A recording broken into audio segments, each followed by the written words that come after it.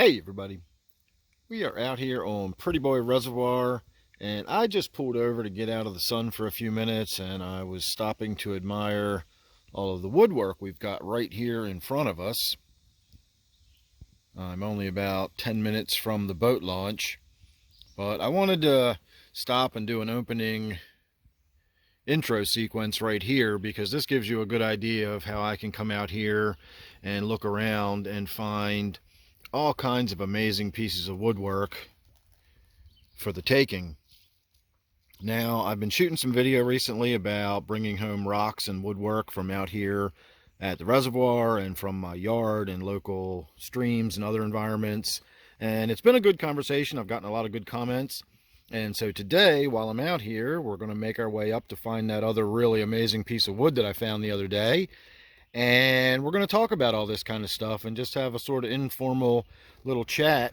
So I assure you this is not going to be an outdoors video. This is going to be a fish keeping video. We are just going to be shooting it in an outdoors environment. So sit back and relax. I got my GoPro all rigged up. My hat is mic'd. So let me get turned around and we're going to make our way up to get that piece of wood. It's about a mile from here, so we got a little bit of paddle to do. Alright everybody, now the first thing I want to make clear is that I'm not recommending anybody else do this necessarily.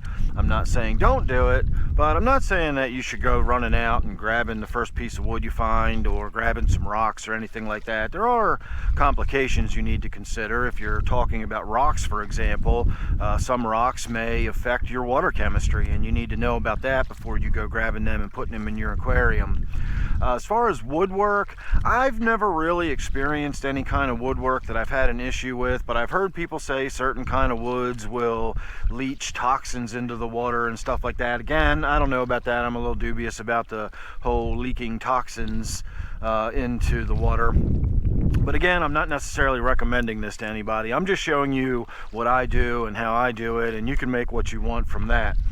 Furthermore, I am not suggesting in any way that this is necessary for the functioning of a healthy aquarium. I know one of the topics of discussion lately has been whether or not this is not just a good way of doing it, but the right way of doing it, or the correct way of doing it, if you will.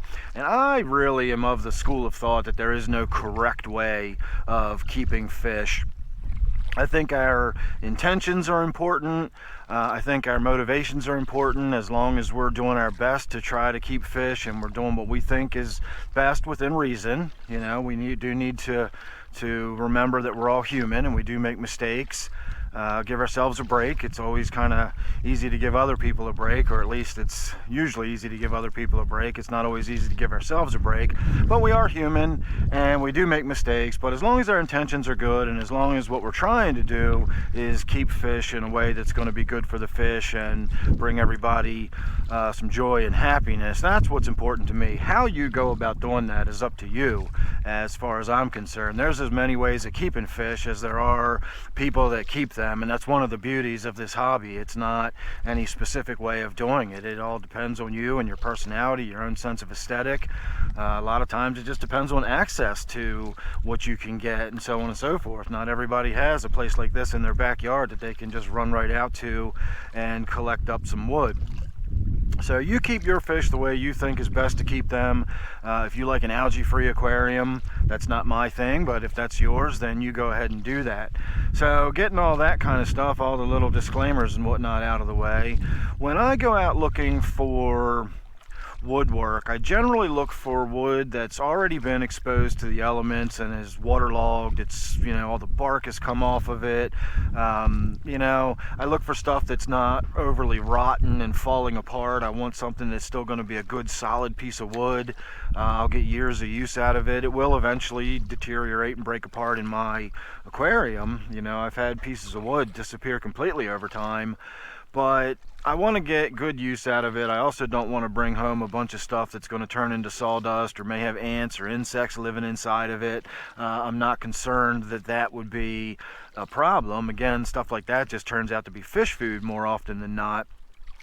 But, you know, those are the things I look for. And of course, I look for aesthetics. I look for, you know, does this look like what I want it to look like? Does this meet my aesthetic needs? Does it fit in the tank? All those kinds of things are things to consider. I've also had it suggested that where we get our wood is important. If you're dealing in an area that's got polluted water, one viewer suggested that in their area, a lot of times in the summer, there will be signs posted in some of the local waterways saying that you can't swim. There might be hazards or contaminants in the water. Sometimes there might be amoeba in the water and it's not safe to swim in or drink or whatever. Now, I'm hoping I don't have to say that if you go somewhere and you see signs warning you to stay away from the water, that's probably not the best place to collect woodwork. Well, you know what? We're going to be heading straight into the wind here, and I think this is going to make for a difficult video audio-wise. And so I'm going to actually stop here, turn the camera around, and we'll have a nice little paddle right up the straightaway here. We got about 100 yards and we'll be where we're going. So you sit tight, we'll have a nice little paddle, and then we'll talk about it on the way back when we have the wind behind us.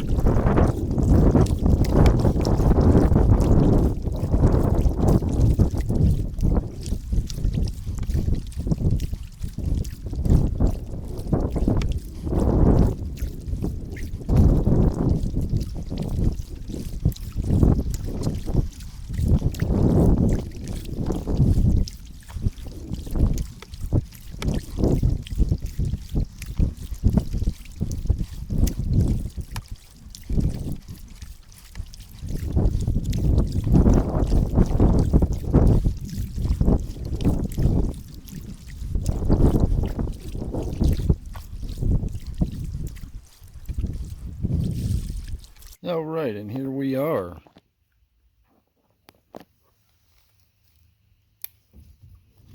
Let's see if I can get this out of here one-handed.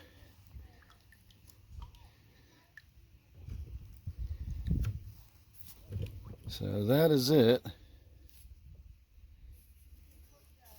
And again, it's probably, now that I'm looking at it, going to be a little on the big side to go into my 40-gallon tank.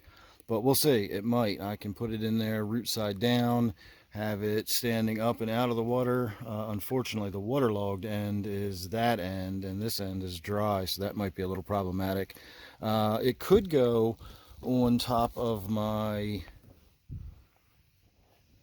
125 New World tank. It would look good there.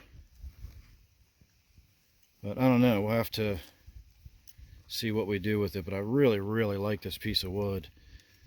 So that is definitely coming home with us today. So let me get this loaded up. We will go ahead, turn around. We'll have the wind at our back on the way back to the boat launch, and then we can continue our conversation about collecting woodwork like this, because for me this is as much a part of the fish keeping hobby as being in my basement and doing water changes. I really do sort of intertwine my indoors with my outdoors when it comes to keeping fish. It's one of the things I love so much about it. So let me get this loaded up and we will start making our way back. Alright, now if I remember correctly, I left off with us all agreeing that we should probably avoid any water that has big signs on it that say danger, do not enter, so on and so forth. So if there's warning signs, you know, telling you that there's contaminated water, we're going to try to avoid places like that. But I've also had it brought up about polluted water in the sense of depending on what area you live in and so on and so forth. And I've been thinking about that this morning too. And I don't know what kind of pollutants you would really have, you know, biological stuff notwithstanding, not talking about parasites or planaria, you know, eggs you might bring home or something like that. But as far as what might be in any body of water, you know, we can think about things like toxins, heavy metals, mercury is fairly common to find in runoff and stream water and stuff. But is that really going to have that big of an impact? I mean, if you are pulling water, pulling rocks out of water that's got higher than normal levels of mercury in it, Again, not recommending this by any means, and you should avoid even contact with any types of mercury, any kind of exposure to heavy metal. There are no safe levels, you know, within your body of mercury or lead or any of that kind of stuff. But if you took a rock out of some water that had higher than normal levels of mercury in it, you took it home and you gave it a little rinse, you know, left all the algae and everything living on it, how much of that mercury would actually end up in your tank? And then what would happen to it? I mean, where would that mercury go? How would that become a danger in any way with just a little tiny bit of trace mercury left over on some rocks? Now, a piece of woodwork, you know, might be more prone, something that's porous might be more prone to soaking in toxins or chemicals that might be in the water, depending on if you live in an industrial area. But that's also something I've thought about quite a lot, because I get comments all the time about being out here and how pristine the water is, and the stream across the street from my house and how amazing and clear that water is. If you go 1.5 miles upstream from where I collect my crayfish and all that, there's a parking lot to a shopping center. There's a Walmart and a grocery store and a CVS and a Chinese food restaurant and a pet care center. There's all kinds of stuff up there. And all of the runoff from that runs right into that stream. And all the runoff from Route 30 and my road, you know, all those leaking cars and brake dust and oil that drips and everything that's in the road ends up in those waters. Anything that's in farms, you know, all of the animal waste, all of the manure, probably don't get a lot of, you know, chemicals and stuff being sprayed around here, but there's tons and tons of organic runoff with all of the, you know, agricultural stuff that goes on around here. And so, where do you go to get water that doesn't have anything in it? And what that's in any body of water is going to really be that big of a deal if you're bringing home some rocks from that body of water and you've washed them off and you put them in your aquarium. So again, I think, and again, this is me, if you disagree with this, then you're certainly welcome to, and I'd certainly appreciate hearing your thoughts. But from my point of view, I just really don't see that there's a whole lot of danger in bringing home rocks. Now again, woodwork that's going to be more porous is going to be more problematic, or potentially problematic. You might have stuff living in it. You might have stuff absorbed into it, like chemicals or whatever, as we discussed. But rocks, I think your chief concern when it comes to rocks is what living organisms are you going to be bringing home? You know, are you going to be bringing home some sort of parasite or planaria, the eggs of something? Who knows? There's all sorts of things you might bring home on the surface of a rock. And then, of course, you've also got the idea of, can't decide which way to go here. Going to either go tighter in on shore or go out and around. I think we'll go out and around to probably be safer. You've got the idea of water chemistry being changed by rocks. If you've got any sort of calcium or carbonate based rock, this can change your pH, it can change your water hardness, depending on what the rock is comprised of. If it's dissolving into your tank, those minerals are also dissolving into your tank. So that would be more of a concern for me than the contaminants and the dangers in those regards. So again, these are all just my thoughts. I'd love to hear your opinion about all this kind of stuff, but I feel like I've kind of rambled on long enough about that. So we're going to get this piece of wood home and actually put it in the tank. So watching me paddle around and listening to me ramble on about all this is going to have a payoff at the end, because we're actually going to get to see this piece of wood in one of my tanks. Whether it stays wherever we put it or not, I don't know, but let's go home and get it there. So give me a few minutes and I'll see you back at the house. And here we are back at the house. Now, unfortunately, I have not been able to find any place for this piece of woodwork to go that will work. My eyes always tend to be bigger than my fish tanks, and I brought this one home hoping I could put it in my 40-gallon native tank, and yet I can't really even find a place to put it in my big 125-gallon tank. The other issue we're running into is the fact that this end is the end that was submerged in the water and is fairly waterlogged, whereas this end that I actually want to be in the water is bone dry and is floating like a cork. So right now I've just got it laying in top, across the top of the tank. See if I can get it out of here without knocking into anything. All right.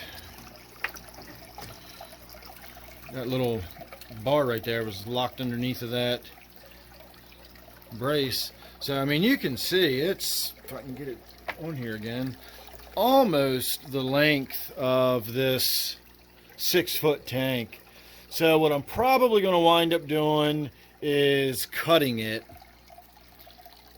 and maybe I'll cut it right there, just cut the top part off and have it just kind of stop at a point. That will leave an unnatural looking cut edge on it though, so I generally don't like doing that.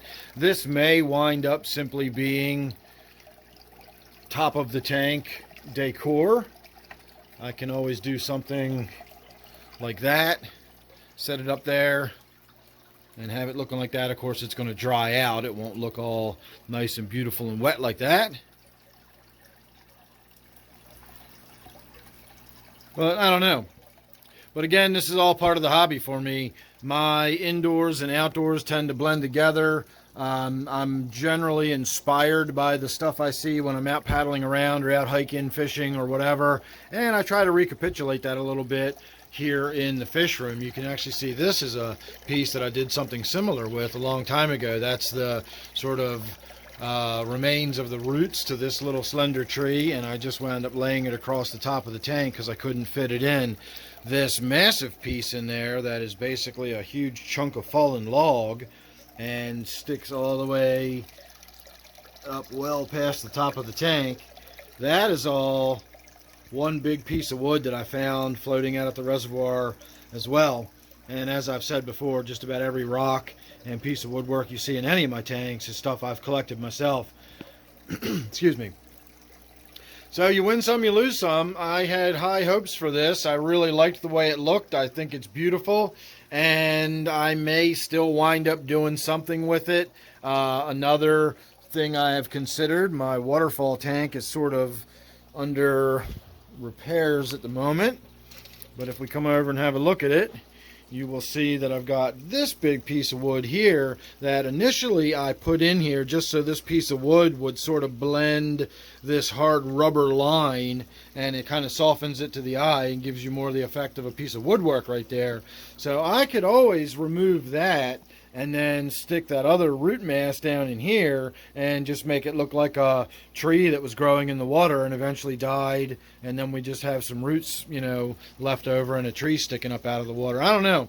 It's possible. It may go outside and may end up as decor in one of my gardens, We'll see. But like I said, you win some, you lose some. The fun was trying and finding it and bringing it home and getting it, and we got to shoot some video about it and talk about it and everything else. So I definitely don't think of this as a failure in any way. And as I keep saying, this is all just part of the hobby for me. I enjoy doing this kind of stuff, so that was a lot of fun. So I hope you enjoyed it as much as I did. Would love to hear your thoughts down below on all the stuff we've been talking about. I know by now this has got to be a 20-minute video or something like that. I don't know. We'll have to wait and see how long it turns out once I get it all edited together. So thanks for watching. Make sure you're subscribed. Don't forget to check out my other channel, Dan's Outdoors and More. There's a link down below. You can check that out. It's more of the outdoorsy kind of stuff, kayaking, fishing, so on and so forth. So check that out. Make sure you're subscribed. Don't forget, this one here is my 125-gallon New World tank. Hope you enjoyed that, and I'll see you real soon in the next one.